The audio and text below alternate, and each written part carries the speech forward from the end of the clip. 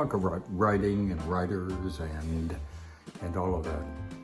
And I think down at my basic core, I'm a writer. I started writing, when I could read. We had a typewriter and I'd pick away and write little novels, little things. And later on, of course, I owned newspapers. And for quite a while, I wrote off and on. I would write a column. I'm really amusing myself. But also editorials. And when we got, eventually we were daily. And we would run 3 editorials a day. And although I hired a fellow to write them for a while, I probably overall wrote maybe 3,000 editorials until the point when even I was tired of what I thought, and so on. And that was, by the way, there's 3 editorials a day. Went to Hollywood, enrolled in a screenwriting class rather quickly. Within a year, was a fellow of the Motion Picture Academy for a couple of scripts that I had written. Former head of TriStar, became a mentor. So they saw stuff in what I wrote that, was basically scribbling. And in those days, I did not know even know the 3-act structure, which is boy meets girl, boy loses girl, boy gets girl. That's pretty much the theme. And Joseph Campbell, you need to take a look at Joseph Campbell if you are yourself a writer, because Star Wars and a lot of the action movies come out of Joseph Campbell's writings, and I think he wrote that book. The Devil Has As Many Faces, something like that, in the late 1940s, and it has a profound effect on Hollywood and probably others. I've written 9 screenplays, a couple of stage plays, a lot of short movie projects that people can shoot rather quickly, 10-minute, 20-minute stuff, and so on. I have rules that I eventually drew up for myself, and at some later point, I'm going to print them off on my computer, and we'll sit down and we'll run over the rules. But probably the most important rule, or maybe 2, was that you don't know what your screenplay or your play or maybe even your novel is about until you finish it. And then you can see where your subconscious was leading you and where your characters took you and so on, and you go, oh, I see what it's about. And Hollywood will tell you correctly that in people's lives, there are only maybe 2, 3 basic issues, and they continue to write about them over and over and over again, doing different variations in different settings with slightly different characters and so on. And as I look at my body of work, it's all the same stuff. It's about family relationships, loss of important people in your life and how the characters react to that, and that's what I learned through my own writing what is kind of the basic issues in my life. It all ended up, it hasn't ended up yet because I continue to write, but with the writing of the novel Houghton, Houghton, which is on Amazon. You can get a copy of it, download it for $3 if you want to. And that book is a trilogy. And the first of that trilogy, which is about a guy, Houghton is a former intelligence guy who's been an operative in his 20s, and he got out of all that for a variety of reasons. But he is a guy who goes and talks to other people. He's an intermediary, if you will, between people who don't like one another very much and who are up to protect in conflict with one another. And his strength is that people can trust what he says. He may bear really unpleasant messages from one person or organization to another, but he does so with clarity, and so that each side reaches a better understanding of one another. And by the way, that's in not in great currency in this world today, because people misinterpret all the time, and it creates problems, mischief. Houghton came from my good friend and mentor, the former head of production for TriStar, who herself, by the way, she's now gone, had segued from writing, being the go-no-go person on such movies as The Natural and Muppets Take Manhattan, a whole bunch of stuff before. As happens in studios, one day she came in and they were loading her desk out and painting over her parking place for somebody else, and then that was the end of her. Then she went on to write TV movies, and then I took her class, and pretty soon we got to be buddies, and soon enough we're taking sitcom presentations into CBS, did 4 of them, never went anywhere, but nice meetings down at Television City. And then she began to write novels and became a very successful novelist. You can, all paperbacks, and just fun stuff. And and when she'd write these, I would, in draft form, I'd take a look and offer notes, and she, my wife, would offer notes, and so in the front of that, Linda, of course, would always acknowledge the fact of what we'd done. But anyway, Linda continued to teach, and we continued our friendship. And I began talking about this character, this Houghton character, who she loved.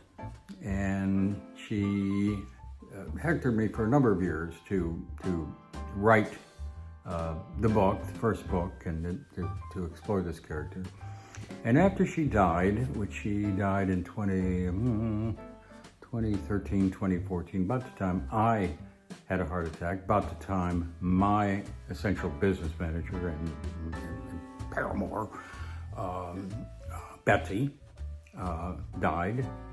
In fact, my entourage got nicely thinned out for strange things happen in Hollywood. I mean, strange things always happen around Hollywood and happening around, and the people are dying, and some strange stuff happens around death, let's just put it that way. Well, anyway, so I had been pecking away on this novel and this character for about the period of maybe 15, 20 years. It went through different names and called them different things, but the chapters were piling up, and we were on our way around the world. My wife and I, this is after I sold my business interests in 2007 to the Australians, who put them in bankruptcy in 2 years. And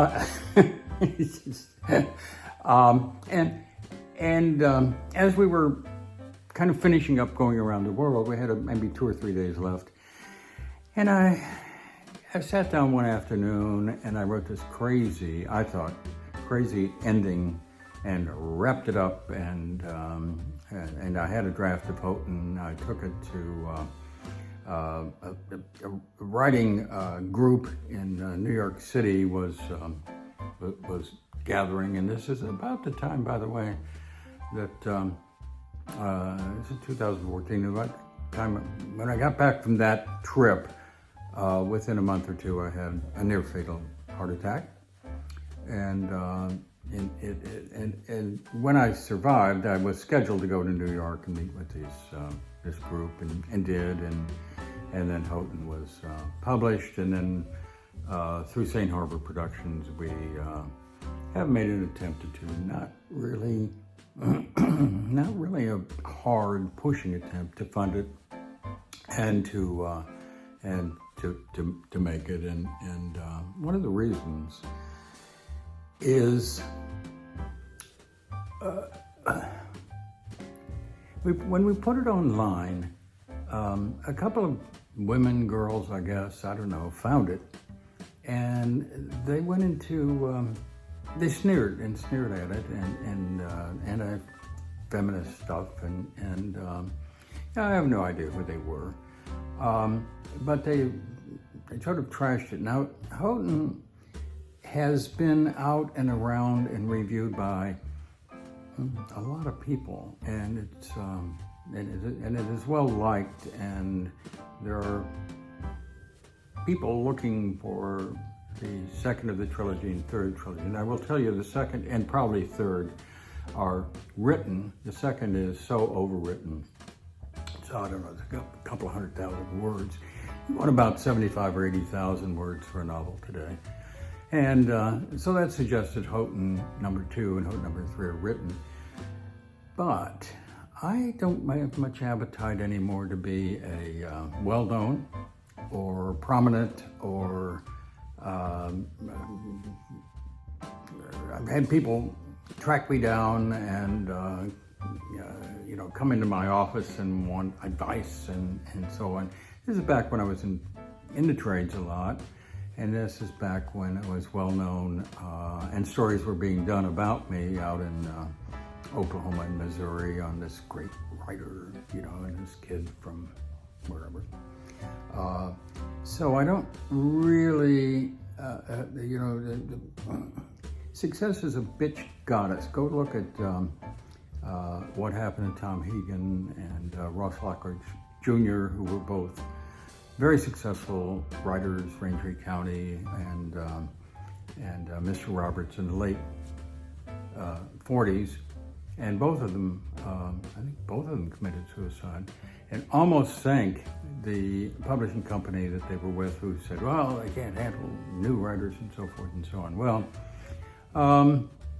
be very careful with what you wish for. I've been prominent out in the area where I own the newspaper, but you get 10, 15 miles away, and nobody really knew me. And by the way, nobody really knew me anyway, because in those early days when I bought the newspaper, I looked really young, so people thought that I was working for my father, and we had some interesting things that go on there. Attacking me in the newspaper business just makes you comfortable, okay? You expect to be attacked, and people get after you and make really interesting comments to you.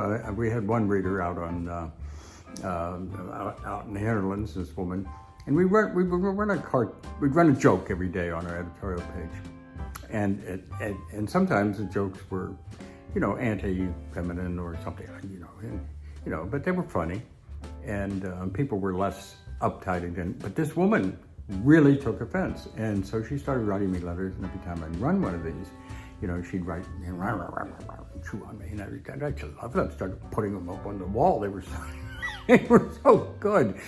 But and when she'd write me, the next day I would usually run another one of those things that really kind of get her going.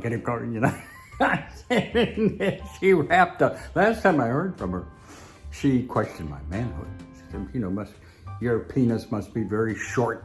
Your sexual life must be very unfulfilling for you to. And it went on and on and on. It was just a great letter, and it was the most offensive kind of thing. But I'm not in the newspaper business anymore, and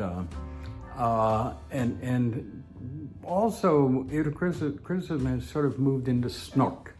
Somebody thinks it's really clever, an attack and so forth, and they don't read stuff. They don't read with a critical eye. One of the things in Hollywood, by the way, is they have very good readers. The D girls, they're called development girls, and they're all the seven sisters, Bryn Mawr and all those girls. and they know what they're doing. Well, they know the English language and they know what's good and what's bad.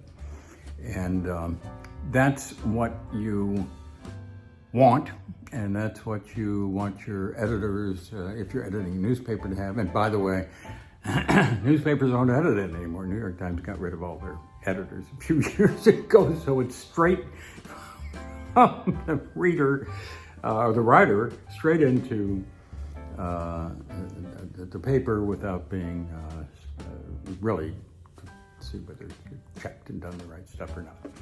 Well, okay, we're going to talk about writing quite a bit here, off and on, but this is the first take on writing and how much those who are writers and really writers, and I know a fair number of writers through the academy, and they're elegant in what they do. I'm in awe of them, and I celebrate what they can do. And of course, it's a very loving environment for writers in Hollywood, but nonetheless. We will get back to this as time permits, and I will go through my 15 or 20 rules, one of which I just love, which is that when you get in trouble writing, you just ask your character, hey, what's going on here? And this is one that came from Linda, my mentor. And she said, yeah, don't worry about it. Your characters know, even if you don't know, so just ask them. And you know what? She's right. If you ask your characters, what are you doing here? And why are you doing this? And what are you thinking? The answer will come. We'll meet again here and talk about writing again, but probably we're going to tell you about war and maybe take another take on what my view is, what's going on in this world today, as if anyone